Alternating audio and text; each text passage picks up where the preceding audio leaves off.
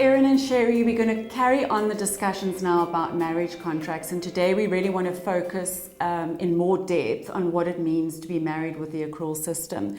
So the accrual system was introduced in this country in 1984, and it gave couples the option to be married at a community of property either with or without the accrual. Now, a lot of people deem the accrual system to be a much more equitable system, marital regime. Sherry, I don't know if you want to start unpacking what that means and why people seem to think it's more equitable. At the start of the marriage, each spouse records a value of the estate known as the commencement value in the antenuptial contract. And so effectively what this means is that whatever the spouse accumulates before the day of the marriage, be it assets or liabilities, it remains theirs during the marriage. And whatever that is accumulated within the marriage and during the marriage is shared equally upon death or divorce, is shared equally amongst the two spouses. Yeah. A great part of this type of marriage contract is that, you know, when we talk about debt, because the estates are separate, if one spouse finds themselves, with a debt issue, the other spouse's estate is protected. So if one spouse engages in reckless financial behavior, the debt remains his debt. But what people don't always understand is that it can diminish the value of the accrual. So it is still important to understand what each spouse is doing in terms of spending and incurring debt. But let's move on to the practical workings of the accrual, and let's talk about what happens in the event of divorce. If you're married with accrual, the value of your estates before the marriage is taken into account through an antenuptial contract.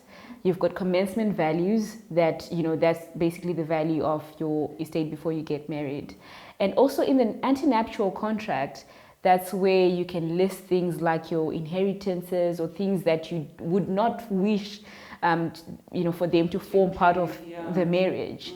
And upon divorce, the antenuptial contract is taken into account, as well as those commencement values, but they're adjusted for inflation in terms of calculating the value of the accrual. And then we include the assets and the liabilities, and then we subtract the commencement value from the whole estate. And then effectively what happens is whatever the value of the accrual is, each spouse is entitled to a 50% share of the accrual. As well as retirement funds. So we mustn't forget that, on divorce, retirement funds are taken into account when calculating the value of the accrual as well. So what you're referring to there is the pension interest calculation. So the way it works in an accrual marriage is each spouse can contribute to their own retirement funds, and the value of those funds will be taken into account when determining the accrual. And it's also important to note that your spouse must actually be a member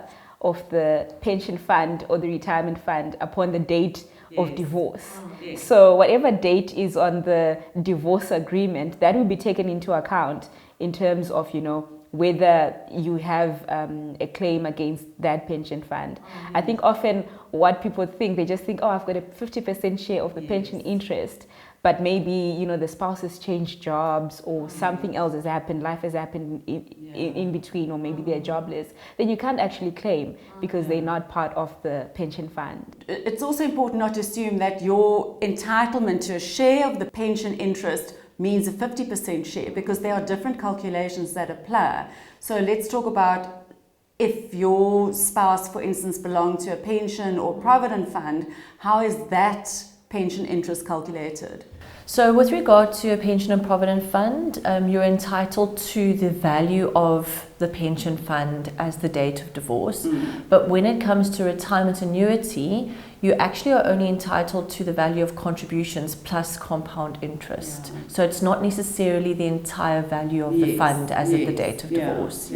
So they are dealt with differently. Another very important factor to know when your marriage comes to an end through divorce is the wording of the pension interest award in your divorce order is of critical importance, because if it doesn't specifically identify the retirement fund and the exact amount of the award, the retirement fund trustees will actually not act on that award. Yes, yes. And then they've got to send it back, and it just causes unnecessary delays and further costs. And another high course application. Yes. And something I suppose we haven't really spoken about is just understanding how the accrual system works on death as well. You know, you need to have a clear understanding of when you bequeath your assets, to just be cognizant of the accrual that could be either in favor of your estate or your spouse's estate when bequeathing assets. Exactly, Erin, and that's why estate planning is very important when you're married. Yes, it's important overall, but you must make sure that, you know, your estate plan is up to scratch when you are married with the accrual system, because you know the value of the smaller estate gets taken into account, or can have a claim towards the spouse's value, which is larger. Yes, and it's a preference claim, which means it gets paid first. Yes, you know, yeah. So you could find yourself selling assets that you didn't necessarily want to sell, you know, to try and allow for the accrual claim, especially if you're bequeathing assets to children. You might it might be a second marriage, and you know you want to leave your assets to your children, and you haven't actually taken that accrual claim into account. Absolutely. It's important that we understand how we married. We need to understand what the impact of that contract is if the marriage comes to an end as a result of divorce, A, and B, death. And estate planning is just so important.